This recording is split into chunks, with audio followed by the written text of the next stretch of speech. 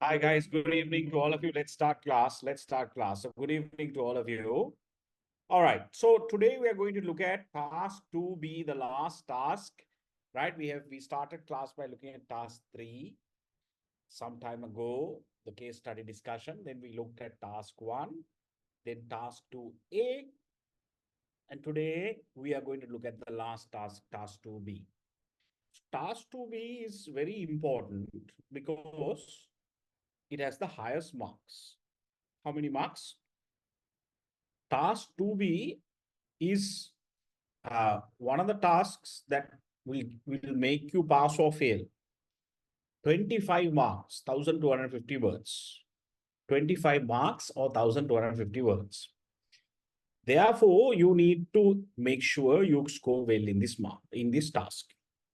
But don't worry, this same question has been repeated, many times before, but it has been repeated in the word-to-word case study of the shell case study. And I've shared some A grades with you, which we will go through now. Okay. The question is on how you generate strategic options for Disneyland or DPEP, right? How do you generate strategic options? So shall we quickly look at some of the analysis, right? And start off our conversation. So this is a very simple task, although it has the highest marks. It is tested in almost every single paper. It is tested in almost every single paper. In some papers, most papers it's task 2A. Few papers it's in task 2B. Sometimes it is in task 3B or task 3C. This time it is in 2B, giving you 25 marks. Okay, right. So let's look at task 2B on strategic options. Now on Google Classroom, I have shared many things for you to read. Starting with some recommended reading. So I've shared my book, which is chapter 3. I have a lot of theory that you can reference for strategic options. 2 other books, Exploring Strategy by Johnson and Scholes and Richard Lynn's Strategic Management. So I've shared these books with you. These 2 books are also very good books, just like this book. Okay. So you can reference them and you can see students have done that in A grade answers. Now, when we talk about strategic options, Porter tells us that there are 4 strategic options. Michael Porter tells us that there are 4 strategic options in his theory of generic strategies. But obviously, you're not a cost leader, and you also may not practice cost focus. So you are either differentiation or differentiation focus. So it can be differentiation. It doesn't matter because you're not a niche luxury brand. You have millions of customers. So it can be differentiation. Then there are 4 other strategic options by Iger and Zoff. Penetration, product development, market development, and diversification. So examiner wants you to pick 3 strategic options. The examiner wants you to pick 3 strategic options. That is in capital and bold in your assignment. Don't forget that, right? Because in some A grades, the examiners ask for 2 strategic options. In some A grades, the examiners ask for strategic options, not mention how many. In your case, the examiners ask for 3 strategic options. So the marks and the word count allocation is provided for that. Then obviously you have also what we call growth strategies or institutional strategies, right? Inorganic strategies such as mergers and acquisitions, strategic alliances, joint ventures are some strategies that DPEP can also use. So we'll discuss all this in my Excel sheet when I'm talking about the strategic audit. Now, in terms of the past paper, you can see for 20 marks, The Shell case study in task 2A, 1000 words, has the question recommend with justification 3 strategic options that Shell should adopt in achieving growth in international markets and for addressing changing customer needs and preferences. This is a past paper, but when you're looking at this, please understand that you have to write another 1250 extra words. But don't worry, this task, many students find it difficult to keep your word count within the stipulated amount because you have a lot to write. You will see that. Right. So for your case study, 25 marks, 1250 words. Recommend with justification 3 strategic marketing options that DPP should adopt for achieving growth in international markets and for addressing changing customer needs and preferences. Can you see? It is the same question. Only change is Shell and DPP, company name, and the word count and the marks. Rest is the same. So you are really lucky. The formats you can benchmark A-grade answers. But your strategic options for Shell might be different from your strategic options for DPEP. Okay? Right. So in terms of the structure of the answer, right, and I will go through the analysis, we are looking at an introduction. So you can write a bit of a generous introduction, 50 to 100 words. You can use some citations, no problem, right? And you can provide some references and talk about the importance of selecting strategic options that fit the strategic position for the company. Right? So many A grades you can benchmark for the introduction, right? Then you come to the body of the answer where you critically evaluate 3 strategic options. Now here, I recommend you use a table and I will show you many A grades now. But you have to select 3 strategic options. And in doing so, you can use the sub-strategies of these strategic options. Example, Ansos matrix has sub-strategies. Generic strategies have sub-strategies. You can use some data, charts, graphs, provide examples. So you can extrapolate data. Remember, when you talk about strategic options, guys, you're always talking about the future. So I want you to think of the next 10 years, 10 to 15 years for this company when you are talking about the future. So I'm going to share some white papers with you on the theme park industry. Today I will show you, I have shared them already, that talks about the future, potential and disruptions and issues in the theme park industry. 10 to 15 years.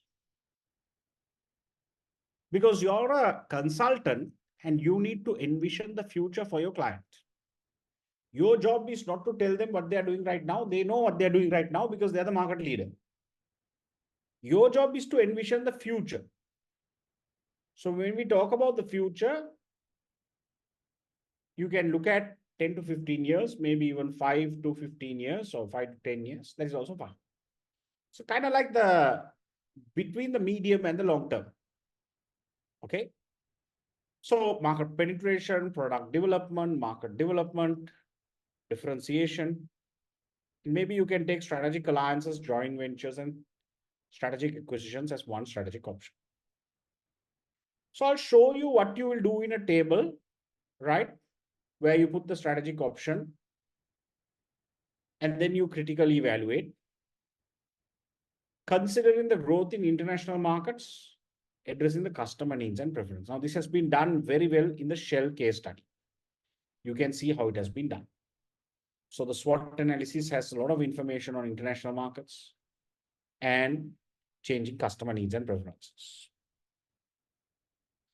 Then you will use 2 theories to prioritize these 3 strategic options. The two theories are the FSA framework and the MCC matrix. The FSA framework and the MCC matrix, which I will take you through in the next few slides. Right? And finally, you can write a conclusion, explain how the chosen strategies will help create a strategic lock-in. So you can write any appropriate conclusion, maybe about 100 words. You can benchmark A-grade answers there as well.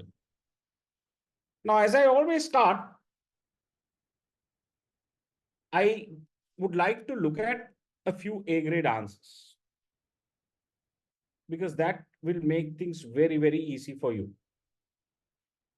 And you will see how simple this question is.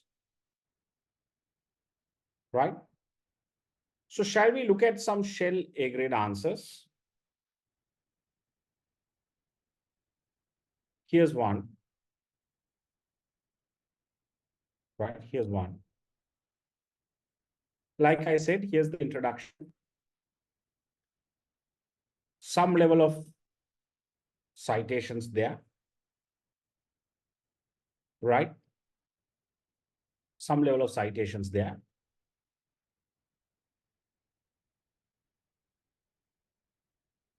Then you will see we go into the strategic options. In this case, 3 strategic options: diversification, market development, and market penetration. Oh, sorry, differentiation. Then you evaluate the strategic options using the FSA framework. FSA is feasibility, suitability, and acceptability. And then you use the MCC matrix, mission core competency matrix, and then you write a conclusion. Right? What to write, we will discuss when we are doing the Excel sheet. So now some level of charts and graphs author generated, you can use like this, where you talk about the future.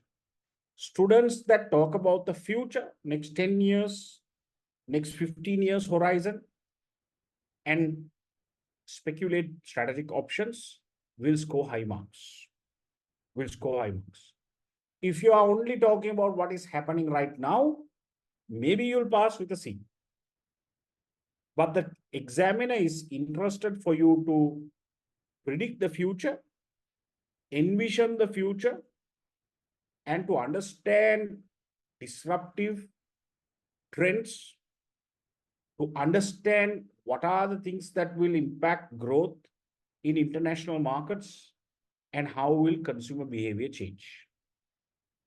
So you can have some author-originated, make estimates, assumptions, forecasts, like this, some charts and graphs. I hope it's clear. I hope it's clear. Shall we look at another one? Here's another one. Here's another one.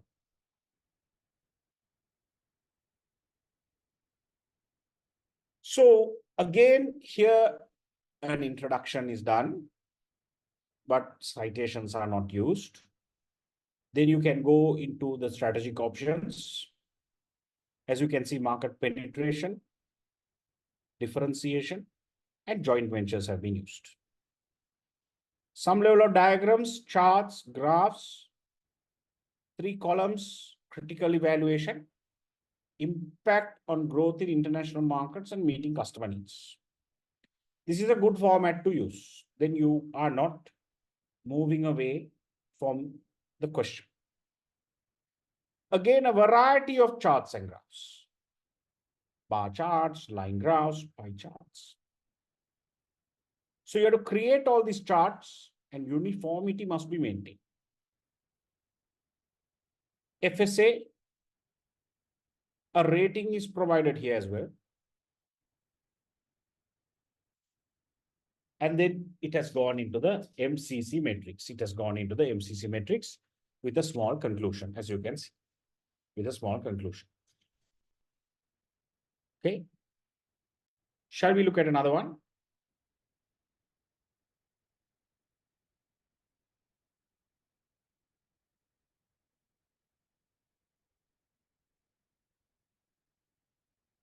So now here, again, you can read the introduction.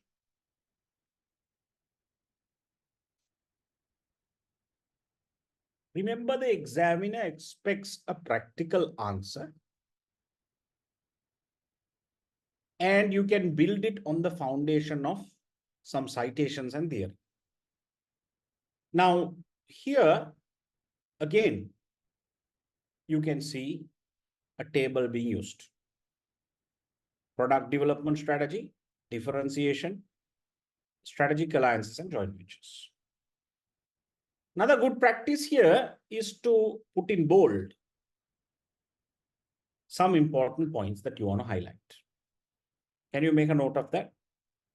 You can put in bold some important points you want to highlight in your answer. And presentation is very, very important. FSA has been used here. This student has not used the MCC matrix. This student has not used the MCC matrix. Let's look at another one. Let's look at another one.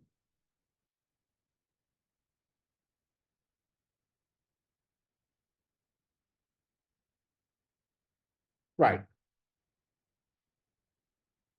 Nicely presented. Introduction, some citations, critical assessment, strategic option number 1, product development, market development, differentiation. You can use some industry reports on outside case material here. That's why I'm giving you the white papers. As you can see, the student has done that. Right? So I'm going to give you some white papers. You can use some data that talks about the future, but you have to put the source there. KPMG, McKinsey, Deloitte, BCG, those are the thought leaders. So I will show you what to use. And FSA and MCC matrix has been used. I hope it's clear. I hope it's clear.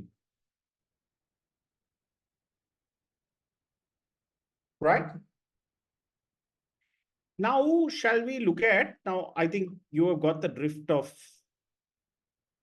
how to structure the answer. Shall we quickly look at some of the white papers and the analysis? So I will take you through the white papers I've shared. I took you through the books, the 3 books I want you to reference. But when we talk about the future, you can always use white papers and industry reports. You can also look for more industry reports. These are what I have found, because in this industry, you don't get too many. I think I've shared this before with you as well. What does the future hold for theme parks? 2050 is also talking about. So please reference these.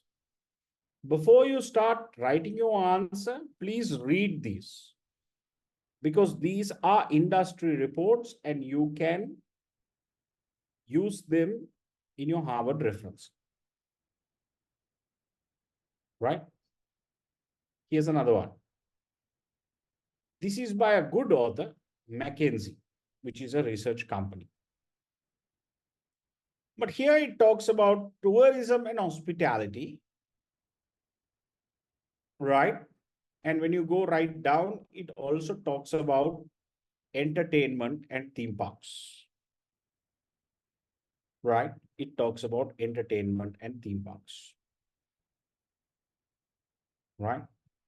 Because, as you know, this will also impact. You're talking about international markets, consumer behavior needs. Right? So if the travel doesn't happen, then you will have very little international tourists. Okay? So this is another interesting theory, interesting paper that also talks about the different generations and their experiences in terms of luxury travel and also entertainment. Okay. So you can get some ideas from this as well. I hope it's clear.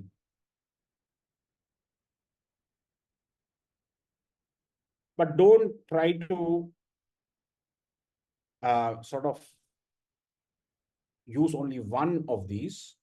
Please use multiple white papers. Don't get carried away with just one. Okay.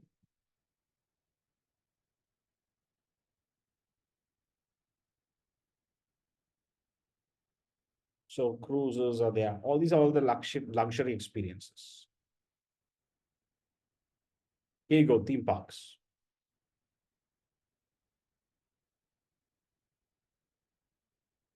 So Asia will be a key growth segment.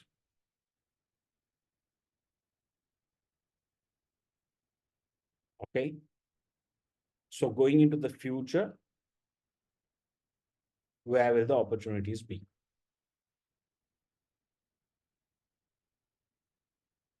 All right. Okay. So if you want to win a world prize, you then need to use multiple eminent sources. Your answer must be a piece of consultancy work. Here's another one. How will the future theme park look like? Very good article. Please reference them to show the examiner that you have wider reading. Right? Here's another one. This is from KPMG. This talks about the rise of, virtual reality and extended reality, XR, and the metaverse in the entertainment and hospitality industry. So when you read through, it talks about a little bit about the theme park industry as well. Right? So the examiner will be looking for some good citations when you talk about strategic options. This is a very good point of reference, guys, this one. That also talks about some of the examples of theme parks and the future of theme parks. Okay.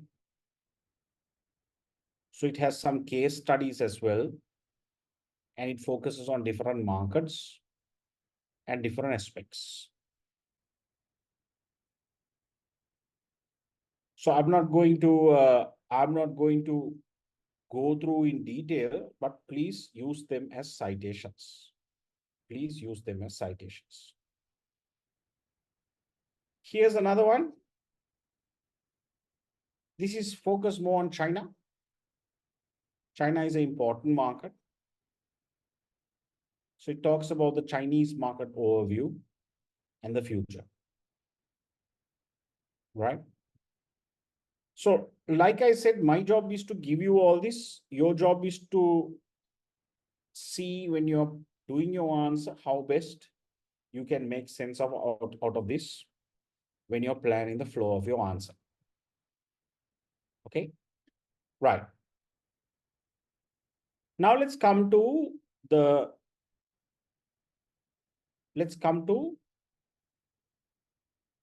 Excel sheet. So market penetration, there are a lot of ideas. These are only some ideas you can add to this. So in terms of market penetration, you can introduce a Disney Club Coalition loyalty card or a reward scheme. Either you can have instant redemptions, or you can earn and burn anywhere within Disney, or you can have some other coalition partners outside Disney as well. Some strategic partners, I don't know, McDonald's or something like that. Personalized offers, convenience, enhanced experience. Or you can join alliances such as One World, Star Alliance. There are so many alliances like that, where you have the airlines also involved. and they would love to have Disneyland as a redemption point, right? So loyalty program, effective loyalty program can always encourage youngsters to start collecting at a very young age in terms of rewards and redemptions. You can employ customer relationship management strategies and systems for cross-selling, upselling. How do you analyze the customer lifetime value CLV strategies? So basically, how do you make sure that you attract new customers and then you retain your existing customers, activate inactive customers, activate lapsed customers? Those are all customer lifetime value strategies, right? And how do you get people over time to use more, to build loyalty? It's not just one off. Can you get their phone number? Can you get their email? Can you get them on your social media, where you engage them continuously and build a relationship with them over a period of time? You can identify most profitable customers. We call them Pareto customers, and generate insights, activate inactive customers, dynamic demand-based pricing to optimize margins. Example, on days that you have school holidays, you have the parks which are full. So if you are above capacity, then you can't just stop people coming. So you have to use dynamic pricing to earn more margins. Digitalizing the customer journey is very, very important. Then in terms of market penetration, expand investment within theme parks. That should be the third point, actually. Right?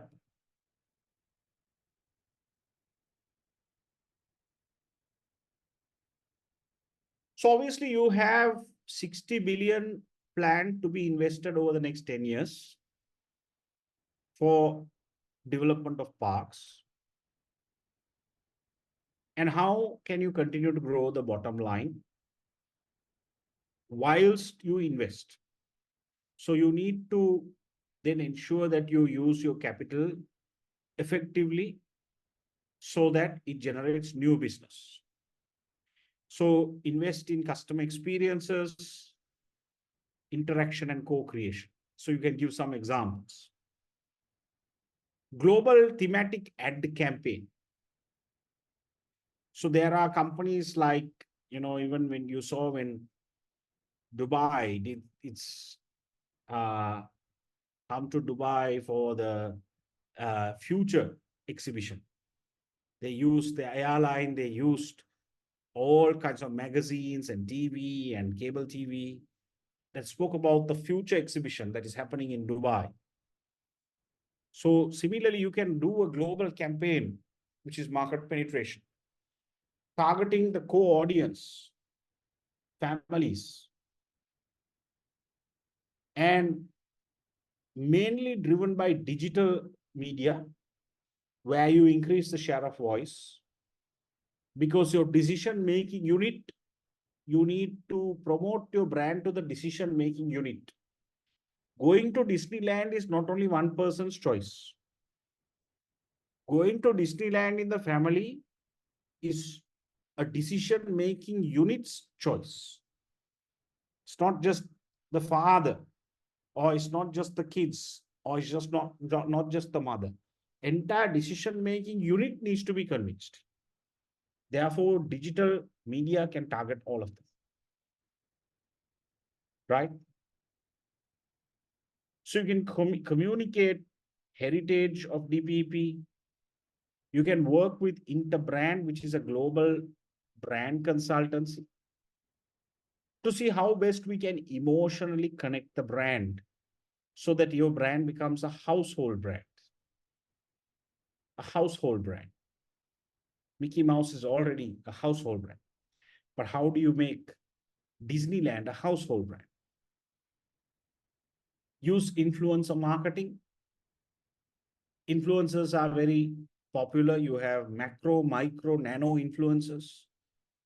that you can employ people who have Instagram followers, Facebook, TikTok, very creative guys who will come to Disneyland and do various things, and that will virally spread.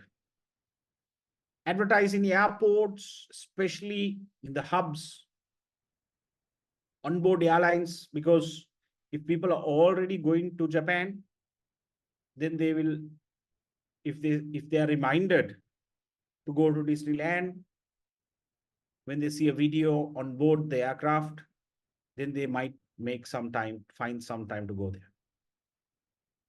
Same with all the other destinations, right? High net worth experiences, HNWI experiences, brick wall high-end spenders with private rides, shopping, and exclusive experiences. Penetrate high disposable income markets like Middle East, Asia, and Europe, which still has a lot of growth potential. You're already one of the largest Instagram locations in the world. But I have recommended here, how can you develop some Instagram walls inside the theme park?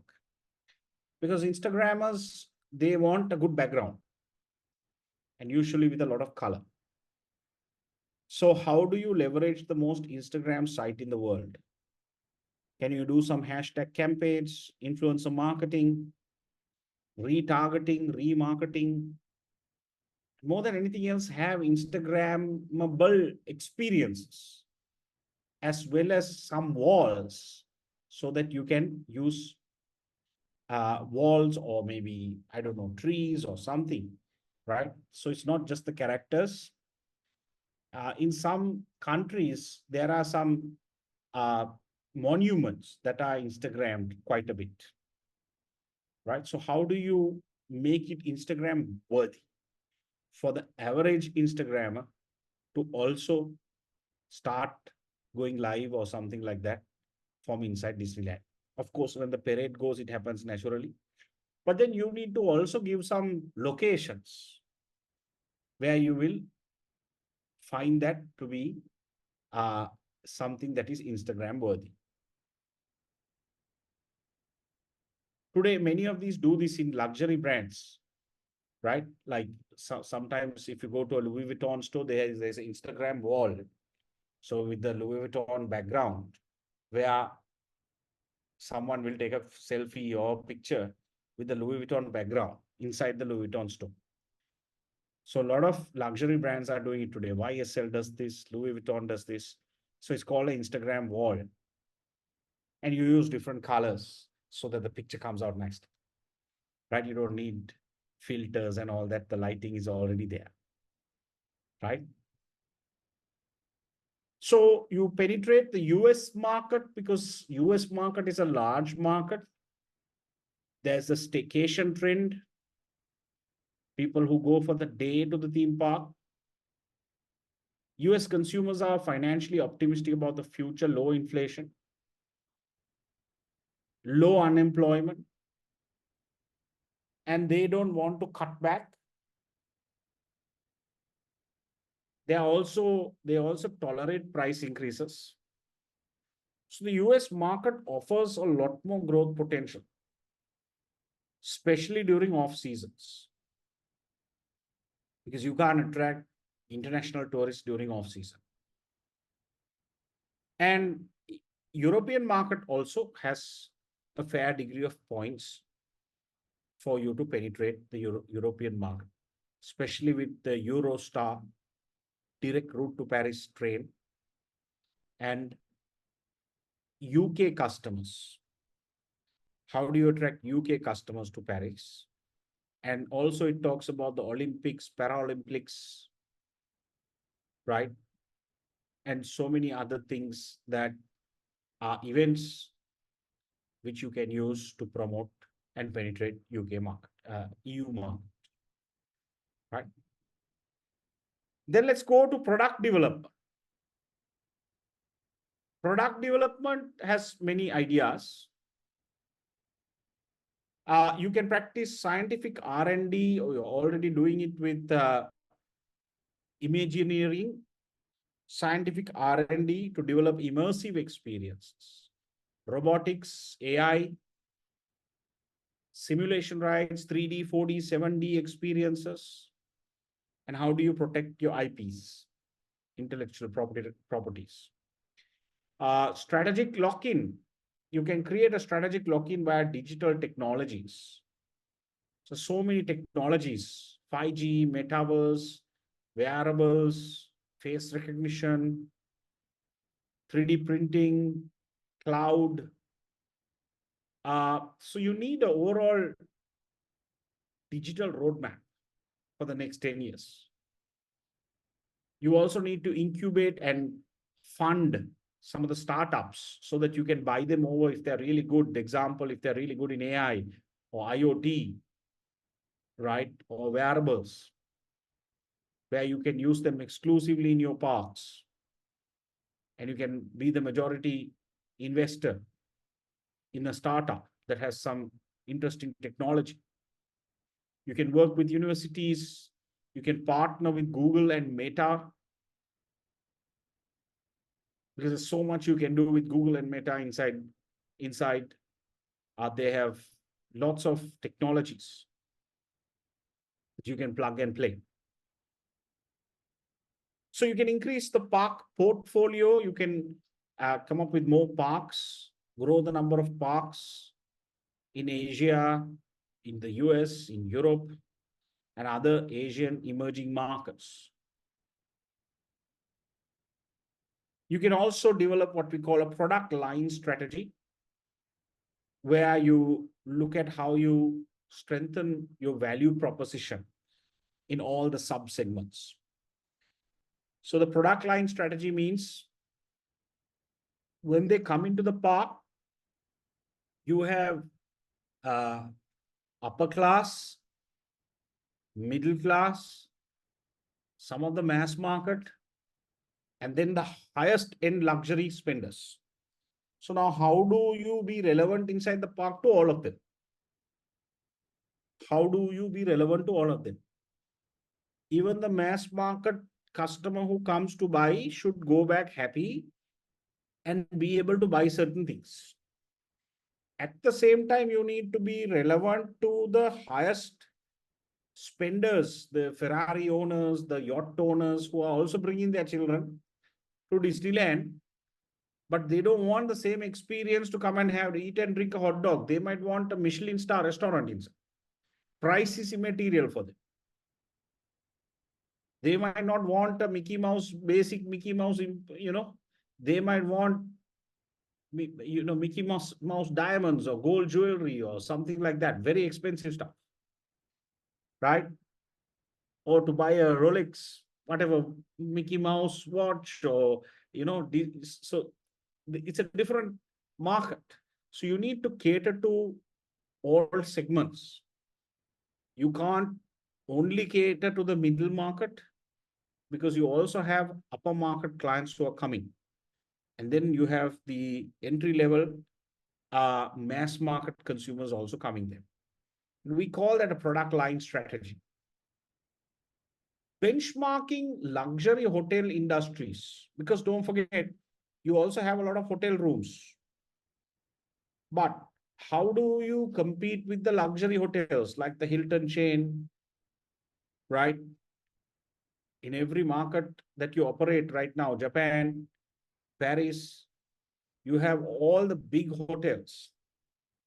And your hotel inventory is also there. You're one of the biggest hotel room providers in Florida, right? Even in Anaheim, you have a lot of hotel inventory. But then you have the other hotel chains, the Banyan Trees, the Bulgaris, the Hiltons, the Ritz-Carltons. They are also in your surrounding area. So if you don't up your game, then you won't have any luxury customers, highest spenders come into your park. So we need to benchmark luxury hotels and to also have some luxury products and service experiences for them. Right? But you can't have everything luxury, because if you do that, then a lot of people won't be able to afford it. Limited edition merchandise launches can be an idea to exploit the nostalgic appeal. Nostalgic appeal means limited editions means sometimes now the Game Boy, Nintendo, the Game Boy, I don't know if you know the Game Boy. When I was small, we didn't have all these PlayStation and all that. We had the Game Boy, right? I didn't own one, but my friends did. They played with the Game Boy, the handheld Game Boy. Right. So now Nintendo has gone back and launched the Game Boy to encourage nostalgic appeal. So people who played it when they were small would like to buy that again because it's a limited edition, high price. Sale of licensed products in EU was very strong, 25% of global sales. Then product augmentation, localization is important via new features and benefits, cause-related products. You do some co-branding with personalities. Disneyfication, sensory branding. So you need to look at your brand and see whether you influence all 5 senses. Co-creation can be encouraged. Transgenerational, transnational product. And you need to look at your intangible product when you're looking at product augmentation. Because people not only take merchandise and go back, the tangible product, they also, the experiences are intangible, right? Mickey Mouse to whatever other experiences you have, from the rides to the food and all that, all intangible. Customized solutions can be done. Example, can you have a tailor sewing some Mickey Mouse costumes, tailor-made, or Elsa outfits inside the park so that people will wear it and walk around? You can charge a premium price for personalized, customized solutions. Can you personalize branding of merchandise, key tags to whatever you are buying? Then I also think Disney should open a travel company or an excursion planning company where it's a one-stop shop with Disney packages for international tourists. So they do it to some extent, but they don't call it a travel solution company, right? They just have their packages online. But I think they today have such a lot of park inventory, room inventory. Then they have their uh, cruise line. Only thing they don't have is an airline. They have their merchandise retail outlets. They have some restaurants. So I think, and then they have also signed up with Nat Geo, Nat Geo for some excursions. So only one thing short.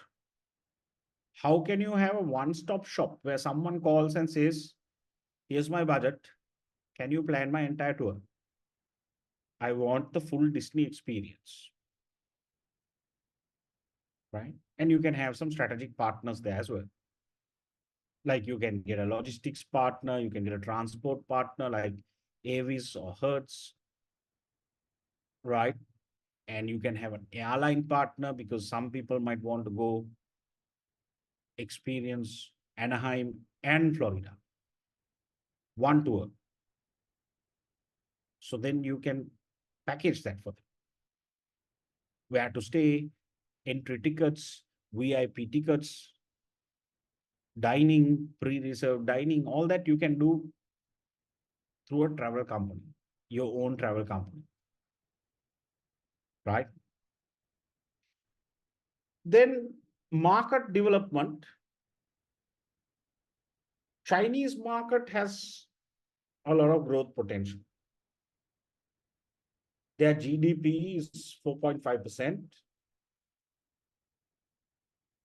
and their consumer confidence is recovering. Large middle class population, probably the largest in the world. And then you can expand merchandising and e-commerce sales. So it talks about so many options of um, retailing inside Disneyland. But then how about people who are not coming to Disneyland?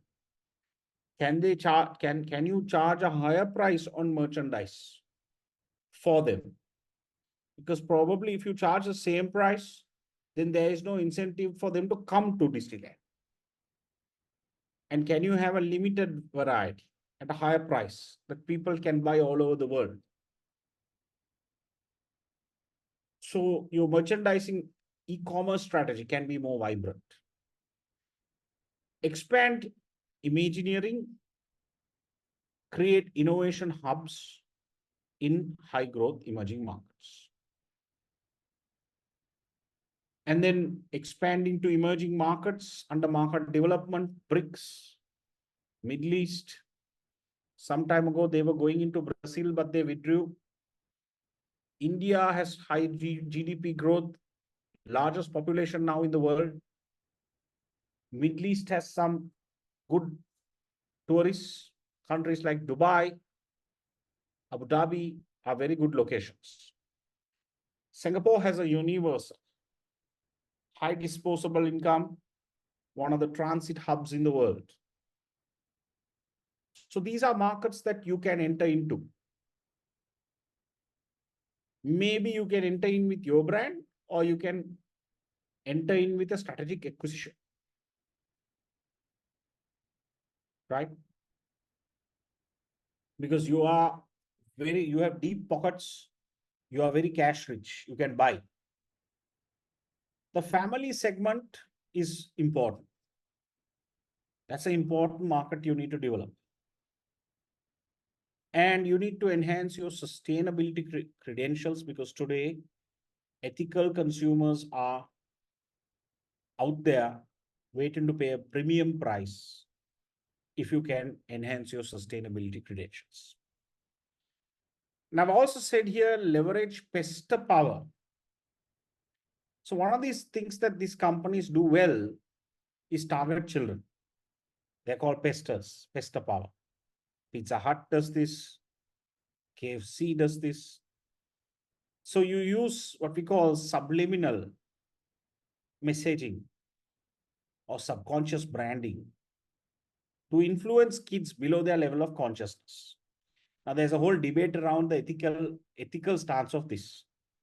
But Disney is already doing it. Disney is already doing it. That's why when you sometimes watch cartoons and all, there are sometimes certain hidden messages inside. I think you've seen some of these things that are on the internet. So how can you leverage pester power? Through content, right? Because if your kids demand that you go to Disneyland once a year and then buy merchandise, you're obviously not going to say no, right? Then let's go into differentiation, where you create points of differentiation, PODs.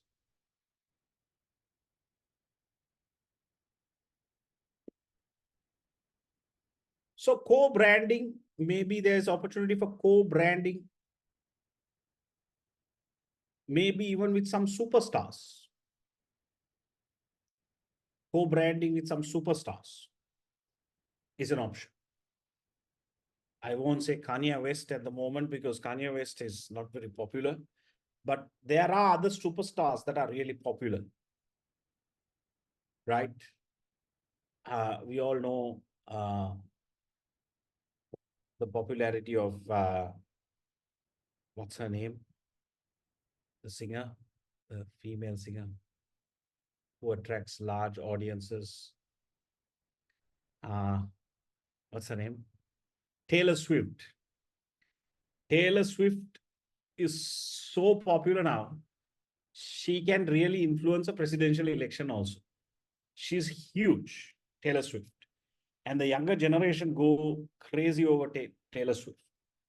She's one of the young, most popular names today in the States. Now, obviously, there are in other markets, I'm sure, in France, in Japan, there are other influences. So, but how can you co-brand maybe airlines, credit cards? Can you have a Disney themed circus? That's a huge opportunity. Michelin star restaurants, right? So there's opportunity for co-branding. Then strategic CSR and corporate sustainability, right? You have a net zero target. You have ESGs that you need to incorporate into your business strategy. ESG means environmental sustainability goals by the United Nations. And how can you win some industry awards? Can we establish a DPEP university to address the talent crisis in the industry? And that will be a strong point of differentiation. POD. Staff retention is a huge challenge. And if you can have people studying with you, thousands of employees that you employ today, all over the world, coming out with certificates, diplomas, degrees whilst they're working, that will be a huge differentiator for you to attract staff and keep them. Create a global repository for a marketing information system to share best practices. MKIS stands for Marketing Information Systems, right? To share best practices easily, policies, practices amongst the parks so that you can just learn from each other. Strategic corporate branding. You can work with a consultancy company, global consultancy company. And how can you sustain the American positioning? And it says that you are targeting consumer at 3 levels: physical, sensual, and conceptual. So you can work on brand development with a corporate branding exercise to enhance your reputation. Then under differentiation, what can you do under interior and landscape architecture? So this is something that is never ending. How can you create more memorable spaces, contemporary designs inside the park? How can you improve on people escaping reality? When they come into the park, they escape reality and they forget about their problems for one day. How do you create that fantasy atmosphere? Through architecture, interior design, differentiation. Digital acceleration, we spoke about all this, leveraging big data, AI, cloud, meta partnerships. And then how can you also seek more reviews on platforms such as TripAdvisor, Google Reviews, Yelp? So these are all practical ideas, guys. So you need to be very practical when you are giving your thoughts. Value-added services, especially for the handicapped, transport, logistics for them to go and come back from different hotels. If you're not staying in a Disney hotel, concierge services, if you want to get married at Disneyland, if you want to celebrate your birthday at Disneyland, a surprise, how do you provide value-added services and charge for them? So think creatively. How do you leverage multi-channel strategy? You have your streaming service, theme parks, movies, television, because Disney Plus is a streaming service, just like Netflix or Prime or Apple TV, right? So how do you leverage all that? Your digital media, your websites, you have a lot of footfall there, your app. And then finally, what is your vertical integration strategy?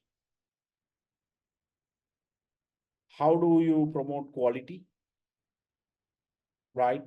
Especially when we talk about your suppliers, because there might be some suppliers, right? How do you promote quality there and be a strong anchor in a dynamic market? So these are some thoughts. Let's come into strategic alliances, joint ventures, and acquisitions. So you can, when we talk about this, because you're a consultant, you can also propose collaborating with some partners. We call them collaborative strategies. Competitive strategies is what we looked at in Ansoff's matrix. Collaborative strategies is the opposite of competitive strategies, right? So there can be collaborations that you need to do. Collaborations in emerging markets. Example, in some markets that you can't go into, you'll have to collaborate. Maybe the government in Qatar runs a theme park. So they're not very successful in doing that. Visits are very low. So then can you collaborate with the government of Qatar and convert that into a Disneyland? So it's a collaboration. So whom can you collaborate with? Even your competitors in some markets, you can collaborate if there is a strategic advantage. If there is a strategic advantage, especially if they have market access and you don't. And then you have to cross-facilitate synergy between your own subsidiaries, governments, and work with governments. What are their destination promotion plans? Countries that have positive country ratings. Those are the countries that you need to collaborate with. No point collaborating with everyone, because that's where the potential is for you to plant a Disneyland. There's strategic acquisitions, Six Flags, SeaWorld, you can backwardly integrate and acquire suppliers, or you can acquire competitors like SeaWorld, Six Flags. You can acquire them. They are really small. If you look at the competitor analysis that we did, you can see your revenue is very, very high. I've not included that here. It's in the SWOT. I think you have done in one quarter, you have done 9 billion. But these guys, SeaWorld has done 1.72 billion the entire year. This is 1.4 billion is Cedar Fair. Sorry, Six Flags. Cedar Fair is 1.5 billion, right? So you can buy them over if there is an advantage. No point buying them over. Otherwise, there should be an advantage, right? Then strategic global CSR and sustainability partnerships like NatGeo, like the United Nations. In different markets, you might have different partnerships that you can pursue here. Strategic investments in promising technology startups. China actively seek joint ventures and strategic alliances. Gaming industry is something that you can have a strategic partner, and the metaverse. Diversification into other luxury entertainment market categories. Example, jets, yachts, fine art, designer furniture, Michelin star fine dining restaurants, Disney theme circus. So these are all premium luxury experiences. expanding franchising and merchandising alliances for growth, partnerships in the gaming industry, and developing e-commerce. There's a lot of players like eBay, Amazon, all those that you can partner. Okay. So these are some of the thoughts. Now you have here 1, 2, 3, 4, 5. You have to only select 3 and look at the white papers I have given you. Look at the white papers I have given you. Get some thoughts, draw some charts and graphs, write and construct your answer. Shall we look at a few more A-grade answers? Shall we look at a few more A-grade answers?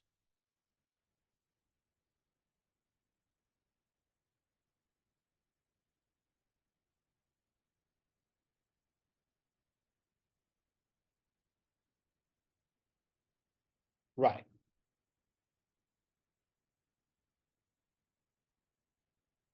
So let's look at another A-grade answer. Here's another one. I think you start seeing a similar trend now. Introduction, then you have the strategic options, charts and graphs, critical evaluation.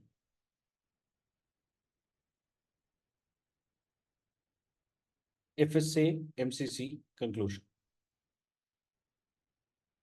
So you have to see what is the A grade you are going to benchmark. Here's another one. Same story. Structure is clear. As you can see, you can use some white papers.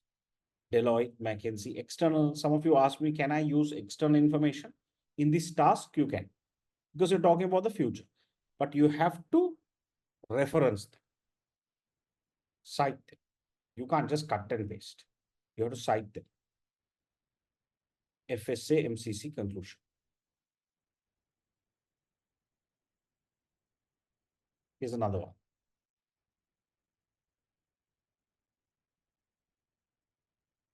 This is another one. Sorry, this we went through.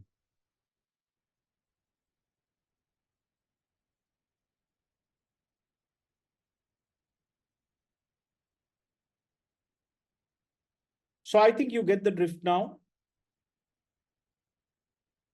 Now you have to put pen to paper, guys. So what do we do from here? What do we do from here? So I want you to now finish your entire assignment. Can you please pay attention? I want you to finish your entire assignment. And I want you to go through this checklist. I shared this on the WhatsApp group. I will share it again. Please only email PDF documents to me. You don't need to WhatsApp me after you email. If you don't hear from me in 48 hours, then you can remind me. Otherwise, give me 48 hours to reply to you. But please complete your entire assignment. Make sure you go through this list and complete your work and send it to me. These are the GMD prize winner tips. Please follow them very carefully, because one of you are going to be the world prize winning student. Please read it carefully and follow all the points before you send me your work. All right. So that's about it for today. So please email me your work and I will schedule some one-to-one discussions with you to look at your work line by line individually after you send me your work. All right. Good night. I'll see you soon. Good night. Good night.